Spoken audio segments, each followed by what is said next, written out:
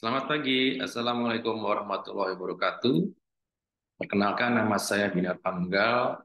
Saya staf pengajar di Departemen Ilmu Gizi Fakultas Kedokteran Universitas Diponegoro. Pada kali ini, saya akan membahas salah satu topik perkuliahan pada mata kuliah Ilmu Gizi Dasar, yaitu terkait dengan masalah gizi yang terkait dengan makronutrien. Sudah kita ketahui bahwa terdapat tiga makronutrien seperti karbohidrat, protein, dan lemak. Nah, pada kali ini kita akan membahas berbagai masalah yang disebabkan oleh konsumsi dari karbohidrat, seperti bagaimana masalah yang ditimbulkan dari tingginya konsumsi karbohidrat sederhana. Kemudian, apakah karbohidrat atau konsumsi karbohidrat bisa memicu timbulnya overweight, kemudian bagaimana kecukupan atau ketidak inadequate dari asupan serat, kemudian bagaimana dampak dari rendahnya asupan karbohidrat, kemudian bagaimana dampak asupan karbohidrat terhadap timbulnya penyakit diabetes mellitus tipe 2. Oke, kita mulai. Kemudian selanjutnya yaitu protein. Bagaimana, apakah ada masalah terkait dengan protein energy malnutrition? Kemudian bagaimana ketidakcukupan asupan protein, terutama pada anak? Kemudian apa yang ditimbulkan dari asupan lemak, seperti ketidakcukupan asupan omega 3 dan bagaimana dampak dari asupan lemak jenuh. Oke, kita mulai dari karbohidrat. Terdapat tiga chemical composition dari karbohidrat, seperti monosakarida, disakarida, dan polisakarida. Pada monosakarida, kita ketahui ada tiga macam seperti glukos, fruktos, dan galaktos. Sedangkan pada disakarida, kita dapat menjumpai maltos, sukros, dan laktos. Nah, kemudian bagaimana dengan polisakarida? Di sini ada starch atau aminos, kemudian glycogen, dan yang poin penting di sini adalah fiber. Nah, bagaimana mekanisme dari asupan karbohidrat dan munculnya resiko dari terjadinya penyakit kanker? Oke, kita mulai dari masalah yang ditimbulkan bila mana kita banyak mengkonsumsi karbohidrat sederhana. Tingginya asupan karbohidrat sederhana bisa memicu kenaikan dari glukosa darah, di mana glukosa darah ini akan memperberat kerja insulin, di mana insulin ini akan stimulat dari insulin growth factor 1, di mana akan terjadi sel proliferase. Nah, akibat dari munculnya sel proliferase, tubuh akan merespon dengan tingginya pertumbuhan tumor. Nah, dari pertumbuhan tumor ini akan memicu munculnya resiko dari kanker. Nah, atau asupan tinggi dari karbohidrat sederhana akan memicu tingginya blood glucose di dalam darah, kemudian akan terjadi aerobic glycolysis, di mana aerobic glycolysis akan memicu terjadinya cell proliferation, di mana dia juga akan memicu pertumbuhan dari tumor, di mana bila sudah terjadi pada saat ini, di fase ini, akan muncul resiko terjadinya kanker. Nah, kemudian kita beralih bagaimana simple karbohidrat ini bisa memicu munculnya adalah dimulai dari overweight, kemudian beralih ke obesitas, kemudian di mana kondisi obesitas ini dapat memicu insulin resisten, di mana akan terjadi inflamasi yang tinggi hingga menyebabkan timbulnya penyakit diabetes mellitus tipe 2. Nah, setelah terjadi pada proses inflamasi ini akan memicu juga kejadian sel proliferasi, di mana akan memicu pertumbuhan tumor dan meningkatkan risiko dari terjadinya kanker. Nah, setelah kita membahas tentang karbohidrat sederhana, kita akan membahas bagaimana peran dari karbohidrat kompleks terhadap tubuh kita. Nah, asupan karbohidrat kompleks ini akan berperan penting dalam komposisi mikrobiota di dalam gastrointestinal, di mana mikrobiota di dalam gastrointestinal ini akan mensekresi atau dia akan membuat yang namanya metabolites dalam bentuk short chain fatty acids atau SCFA, di mana short chain fatty acids ini mungkin dia berperan terhadap atau dia akan menghambat timbulnya inflamasi, di mana kalau sudah terhambat kejadian inflamasi akan mencegah atau menurunkan resiko dari terjadinya diabetes mellitus tipe 2 dan sel proliferase yang ujungnya adalah peningkatan terjadinya penyakit kanker.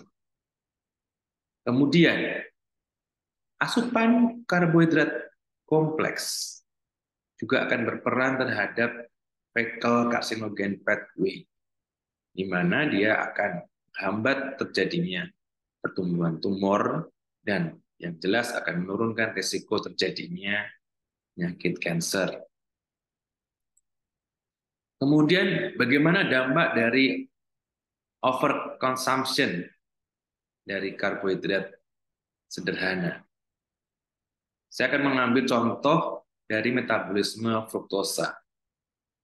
Jadi asupan fruktosa kemudian di dalam tubuh dia akan dirubah menjadi IMP. Kemudian IMP akan diubah menjadi inosin, kemudian hypoxanthine, xanthin, dan ujungnya adalah berubah menjadi uric acid. Nah, kemudian selain itu, dari asupan atau kandungan fruktosa di dalam darah, fruktosa kemudian diubah dengan bantuan aldolase dan fruktos 1P kemudian diubah menjadi glyceraldehyde, kemudian glyceraldehyde 3P, kemudian diubah menjadi pyruvate, kemudian diubah menjadi asetil CoA dan hasilnya adalah CO2 dan asam lemak. Nah, di sini poin pentingnya adalah uric acid, di mana ini akan berperan dalam terjadinya hiperurisemia, di mana dia juga akan memicu kenaikan pembuluh darah dan ujungnya adalah terjadinya hipertensi. Nah, bagaimana mekanisme hipertensi? Atau bagaimana awal dari kejadian hipertensi yang nanti berujung pada penyakit kardiovaskular yang dimulai dari hiperurisemia. Pertama, ya, hiperurisemia. Kemudian hiperurisemia akan meningkatkan renin-angiotensin system. Nah, selain itu, hiperurisemia juga akan meningkatkan marker dari stres oksidatif. Selain itu, hiperurisemia akan meningkatkan munculnya inflamasi seperti TNF-alfa, interleukin 6, dan sitokinase yang lain. Kemudian hiperurisemia juga akan menurunkan produksi dari nitric oxide yang berperan dalam pelebaran pembuluh darah atau maintenance dari pembuluh darah. Kemudian hiperuresimia juga berperan dalam peningkatan endotelin. Selain itu, tingginya kadar urea di dalam tubuh berakibat pada peningkatan endothelial dysfunction. Dan yang terakhir adalah hiperuresimia meningkatkan NF-kappa B nuclear factor transcription. Nah, peran dari karbohidrat di sini adalah ada mekanisme yang bernama gluconeogenesis, di mana gluconeogenesis ini adalah produksi dari glukosa, sedangkan glikolisis adalah breakdown dari glukosa, di mana proses tersebut adalah simultan dan resiprokal, di mana mereka akan saling melengkapi. Bila saat uh, produksi dari glukosa menurun, maka terjadi peningkatan glikolisis. Jika glikolisis menurun, akan terjadi peningkatan gluconeogenesis. Kemudian ini adalah physicochemical dari dietary fiber dan their location di tumbuhan, di mana dia ini ada starch granule, kemudian ada starch granule di sini, dia ini dipengaruhi oleh cooked starch dan gelatinase, kemudian yang raw starch kan pengaruh terhadap ungelatinized atau insoluble. Nah, bagaimana mekanisme asupan serat dampaknya terhadap gastrointestinal tract? Kita bisa lihat dari sini, asupan fiber atau asupan serat pada small intestine. Ketika fiber masuk ke dalam small intestine, di sini akan terjadi peningkatan viscosity, di mana akibatnya adalah terjadi penurunan absorpsi dari glukos dan lipid. Nah, kemudian selain itu,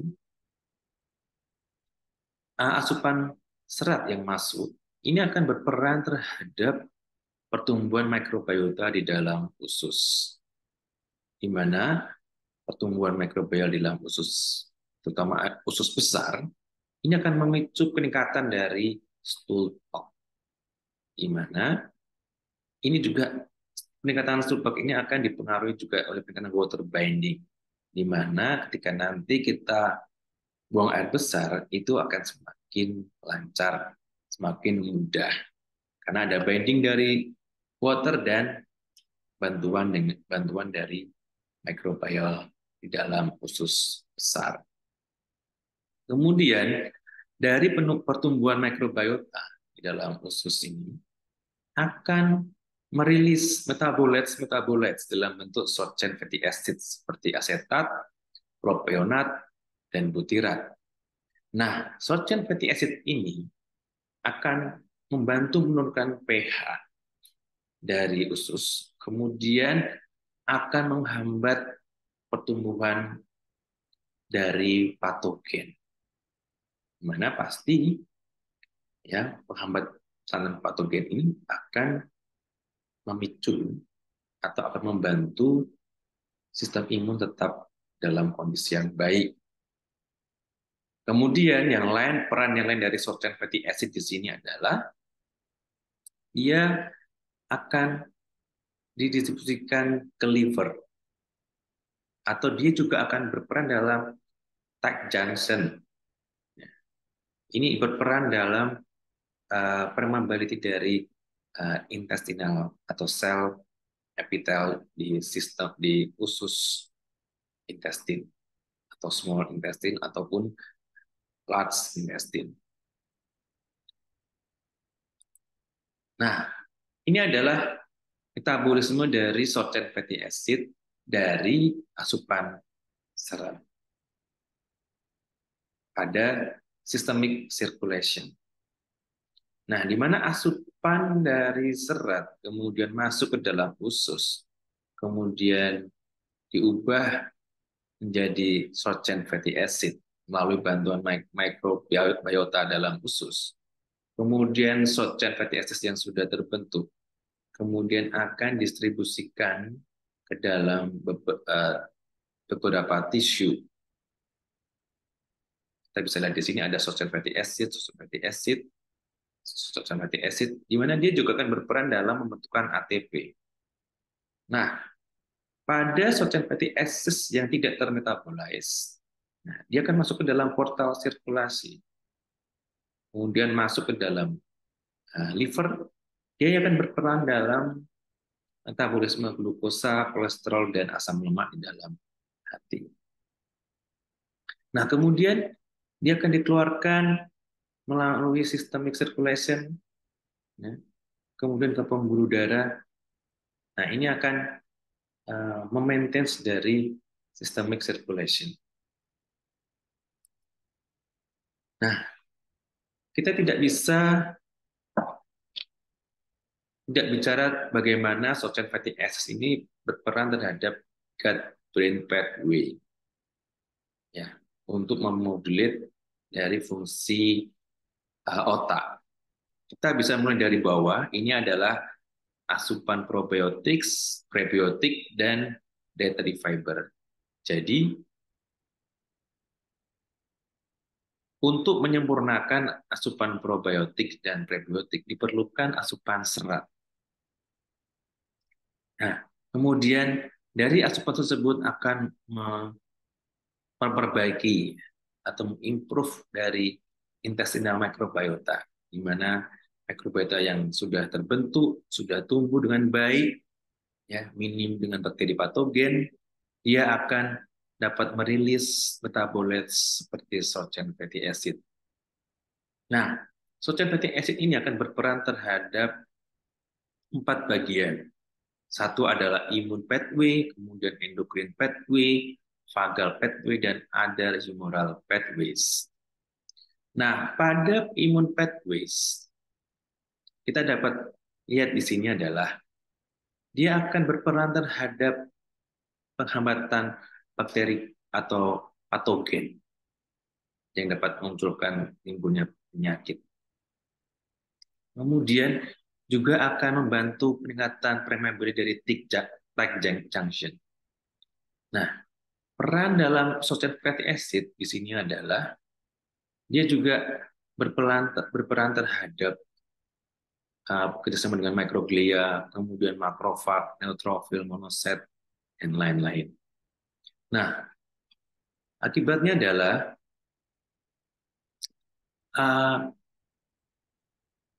dia akan menghambat dari systemic inflammation, kemudian mucosal inflammation, termasuk neuroinflamasi. Nah, dampak baik ini akan berakibat baik pada fungsi otak, seperti halnya peningkatan motivasi, kemudian kestabilan mood, kemudian peningkatan motor activity, pencegahan depresi, autism, hingga schizofrenia. Nah, kemudian pada bagian kedua adalah pada endocrine pathway, di mana short chain fatty acid ini berperan terhadap regulasi dari food intake. Jadi asupan, fiber, dan prebiotik yang diubah kemudian menjadi short chain fatty acid ini berperan terhadap regulation dari food intake. Dia akan berperan terhadap asupan yang akan kita makan, bagaimana mempengaruhi kita untuk makan, sehingga dia akan berdampak pada satu, learning and memory, kemudian depresi dan anxiety, stres, dan SPA, excess activity.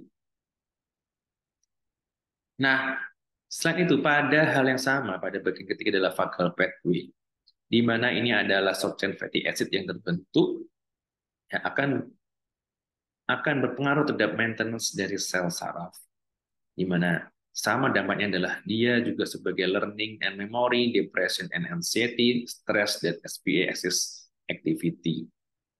Pada yang terakhir, bagian terakhir, adalah humoral pathway, di mana Estrogen fatty acid ini berperan dalam biosintesis serotonin. Nah, dia juga akan berperan terhadap peningkatan tight junction, kemudian maintenance dari astrocyte, kemudian endothelial cell, di mana akan menstimulat dari eh, pembentukan neurotrophic factor seperti BDNF, NGF, dan GDNF. Nah, fungsi dari neurotrophic factor ini adalah meregulasi pertumbuhan dan survival serta diferensiasi dari neuron. Nah, apa dampak baiknya buat otak? Ialah ini dia akan mencegah dari kecemasan, depresi, stres, kemudian dia akan meningkatkan neurogenesis dan meningkatkan neuroprotection. Nah, kemudian bagaimana dampak asupan omega 3 dan neurodegeneration? Nah, seperti pada umumnya, kita akan bicara dulu bagaimana apa itu neurodegeneration disorder. Ada beberapa yang ingin saya bahas seperti mild cognitive impairment, demensia, mood disorders atau depression, schizophrenia, kemudian ADHD, kemudian ada hal yang menarik di sini adalah peran nutrition seperti dietary style dan nutrients. Kenapa saya harus bicara neurodegeneration disorder? Pada tahun 2004, unipolar depressive disorder dan cerebrovascular disease ini berada pada ranking ketiga dan ranking keenam. Nah, prediksi pada tahun 2030, depressive disorder ini akan menjadi nomor satu, dari nomor tiga ke nomor satu, kemudian dari cerebrovascular disease dari nomor 6 ke nomor 4. Ini adalah peningkatan yang harus diperhatikan. Nah, beberapa penelitian